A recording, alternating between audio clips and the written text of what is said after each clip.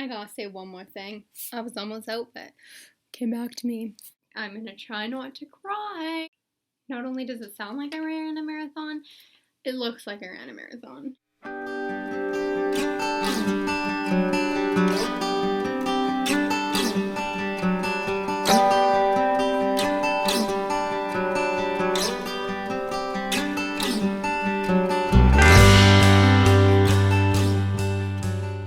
Okay, today I wanted to talk to you guys about living positively. So that's like one of the number one questions I get is people ask me how I'm so positive in such a difficult journey. And the truth is that I am actually not that positive when it comes to our infertility journey. I've struggled a lot and it has been a really hard and just long process for the both of us, but for specifically me.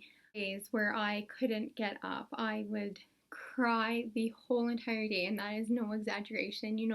Tim a number of times was pretty worried. He asked me, like, do we need to call someone? Do we need to take you somewhere? Like, it was bad. And the more that I kind of went through it, you learn how to better deal. I always thought, well, when I become pregnant, then I'll be happy. And my whole entire life, I went being so happy without needing a child to make me happy. So I remember Tim sitting me down and saying, this is kind of unlike you, and we need to work on it because you're gonna end up miserable and be depressed forever. I made a decision one day together, we actually did, and we thought that if we worked every day at something and we changed one thing every single day, then how is that going to change how we feel? And it's unbelievable. Like, I started doing the smallest changes and it's made a huge difference. So I'm going to go through a list of like 10 things that I find have worked really well. I also remember something that has stuck with me forever, but one of my instructors, she told me, I remember coming to her and being like, hey, I'm working so hard at this, and like, they're just making the smallest changes, and I want to see bigger changes, and I want the problems to be done. She's like, Eleni, I want you to remember this analogy for the rest of your life. And it was pretty cool because it sticks with me and I think about it all the time. But she said that change is like a kaleidoscope. So the smallest change you make, like, it'll change the whole picture. And that has significantly helped me. And woo, no crying over here. I just, oh, that made my Yorkies bark. They don't like to see me cry. But I want to help and put out what has made a difference for me to those who are at the point where I was at, the point where you're laying on your bathroom floor. And trust me, like, I still have these days where you're bawling and you don't understand why, and you question it day in and day out. Like, why me? Why is my body failing me? Okay, I can't not cry apparently. Like, why am I letting my husband down? Like, you ask these things time and time again. But on a happier note, let's talk about the 10 things that I do. So the first thing I do every single day is count my blessings. I think about,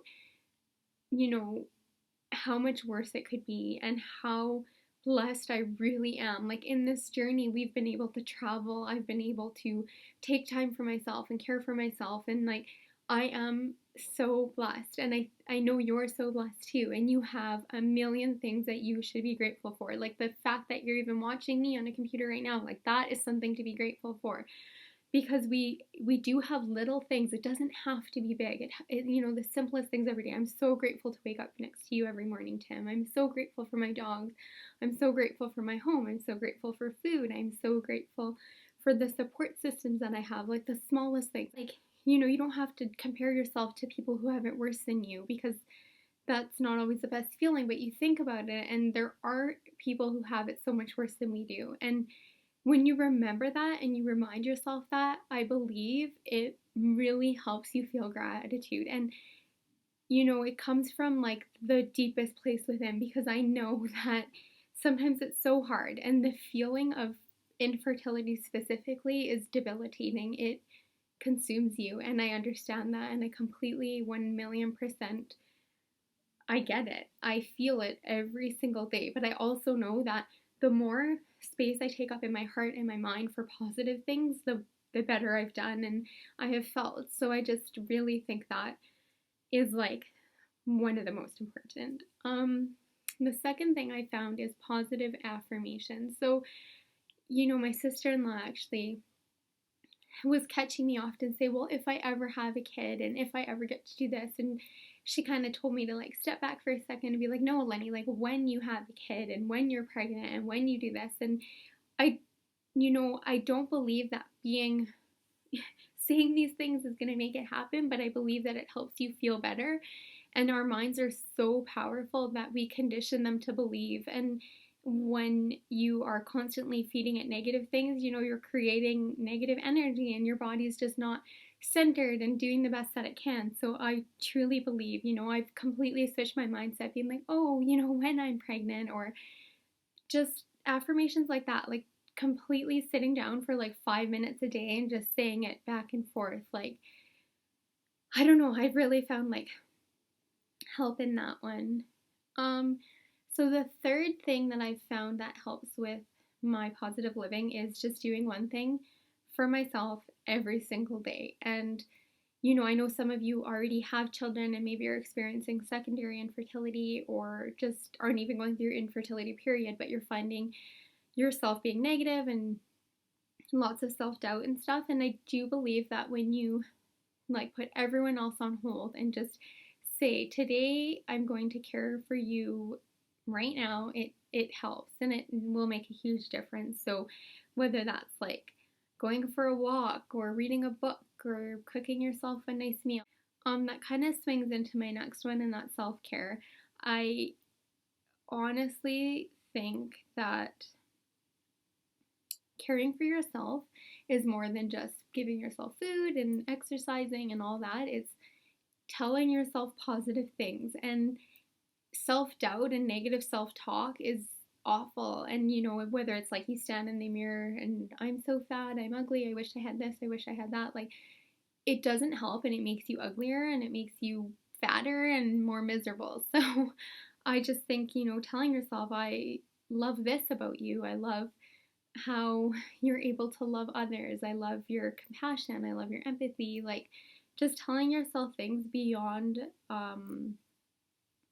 physical too, because we do like, I don't know if you realize that, but our compliments are so much of like, oh, you look so beautiful today. Well, what about like, that was so smart, like I loved when you did that. I think that helps a lot as well. So my next one is number 5, which is doing things for others. It's so hard not when you're going through crisis and you're struggling and you're grieving or whatever it is to just worry about yourself all the time, which is good. But you become, I have felt that I've become all about me. Everyone's kind of like tiptoeing around me, and um you feel a little like narcissistic almost, because it's always like, well, I have like the worst problems out of all of us, and that's not true. And there's people who need your help and you have so much to offer them. And when you do for others, it can be like the smallest thing, but it just does something inside. And I often like to do it without recognition.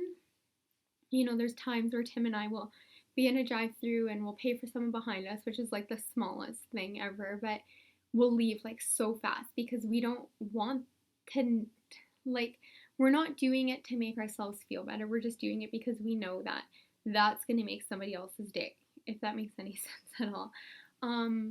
I just always make time for my friends, and even though their problems at the time might not be as big as mine or feel not to be as big as mine, they still need me, and I still have to be a friend even though in the middle of all my things. And I think when you have that two-way relationship, it really helps.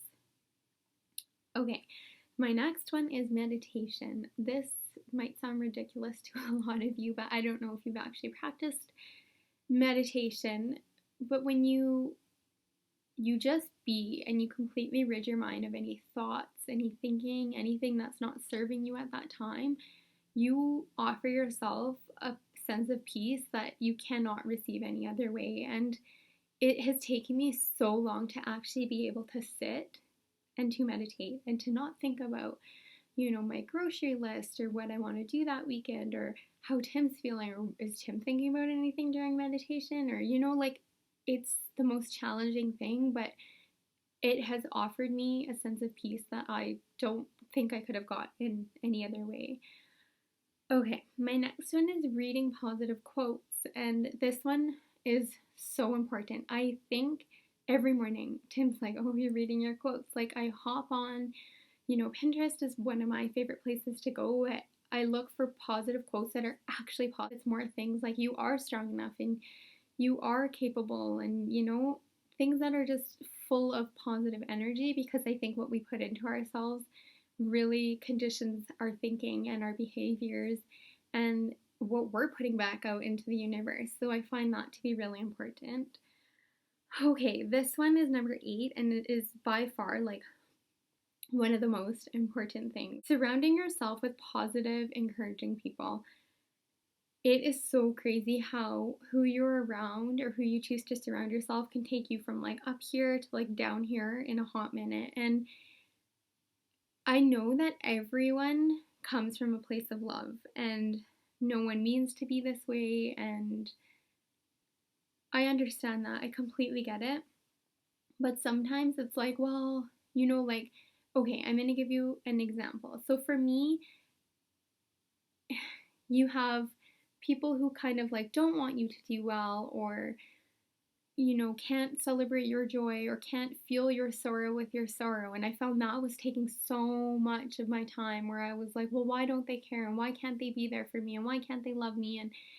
And it's like to remove yourself from it really helps because it's not about you and it has no reflection in any way of something you've done or, I don't know, it's like you start to question yourself in that situation. So just truly surrounding yourself by people who are rooting for you from like the highest point in them and honor that. Like surround yourself with that. Choose to invest your time and energy into that because that ultimately is going to affect how you're feeling. I like have had to make a rule when people talk to me that there it has to be positive. And I found that being so vulnerable and being in a position of hurt and like pain every single day, like you have to be so cautious of what you're receiving. And I know everyone's coming from a place of love when they do this, but they'll be like, well, I really hope this works out for you, but just so you know, like things didn't really go so well for so and so, and ooh, like, try not to be too optimistic. And I'm 100% not naive. I know that this may never work. I know that it might not be in my future, but what's the point in thinking about that? And what's the point of until I know or until I'm aware, like, why feed myself these negative thoughts and this negative energy? Because it just makes me feel bad. And I've been there. Like, I have felt it and I have thought it and I've told myself that, like, you're unworthy. This isn't going to happen for you. Why do you keep trying? Why do you keep investing so much money and time? And, I've told myself that and it just feels like crap. Like, it feels awful. And the truth is that whether I choose to worry and fill myself with that pain and sorrow and or whether I choose to be positive, it's not going to change the outcome. It's just going to change how I feel until the outcome is exposed. So that for me has been huge. The ninth sort of thing that I do to live more positively is I make adjustable life plans. In saying this, I mean that I was going to be married by this time and I was going to have kids by this time and I was going to do this and this and this and this. And like, it doesn't work that way. And I think that when we're more flexible and there's more like elasticity to our plan, we're almost like set up for less failure. For example, when I was nursing, I would see women make birth plans and they would be so adamant about their birth plan and it would be like, hey, this has to happen and this needs to be this way and this way and this way. And then all of a sudden the time comes and everything isn't going the way it should or the way it would be as per planned. And then all of a sudden the woman is in distress and the couple's freaking out and they're like, okay, well, what do we do? We don't have an alternate plan. Like, this was our plan. So I think by seeing that, I've learned that the more flexible we become, the more resilient we are to crisis and to change and to the unexpected. And I don't know, it's just like you think about it and it's like, of course I wanted kids by now. I wanted kids 2.5 years ago, but that hasn't happened for me, you know. And but in that I've made changes to my plans. I'm not a huge planner. I'm actually pretty disorganized, but there's things you think about. And you know, I've got to travel and I've got to bond with my husband that some couples can only dream of, you know, and having that time together. So even though my plan hasn't really worked out, the second plan has worked out okay. So just kind of like being open to that.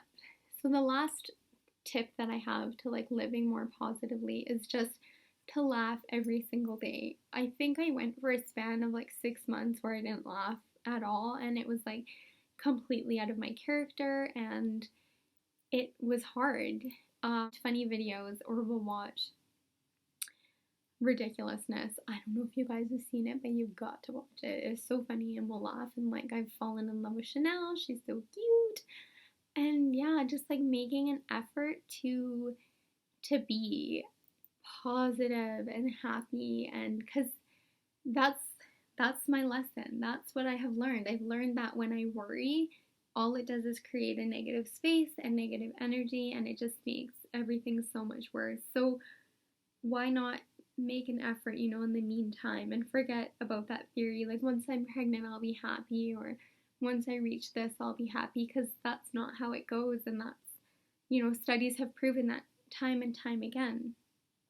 I think there's a reason why there's like this sisterhood, is because we just understand each other. And I don't know, there's nothing else like what I have received in return, and I'm forever grateful. I'm grateful for your receptiveness and your willingness to make a difference in my journey and allowing me to make a difference in yours. Hope that we can like leave today feeling a little eager to be just that much kinder to a stranger and to ourselves and to one another. And the people who have like reached out to us and have given to us, and you know, it's not things that I need, it's just belief and strength when I don't have enough of it. So I will constantly continue to believe, and I will constantly continue to think of you guys and just appreciate and love. And I just want that to be given back out. So thank you guys, and please subscribe if you want to see more, and stay in touch and follow our journey, because it means so much to me. And I just want you guys to forever remember that this blog and this community that I somehow have created, I am just so grateful for each of you, and I know that there's purpose for this struggle, and I hope that it's being served. Stay in touch and just leave me a comment in the comment section below, because I love hearing from you guys.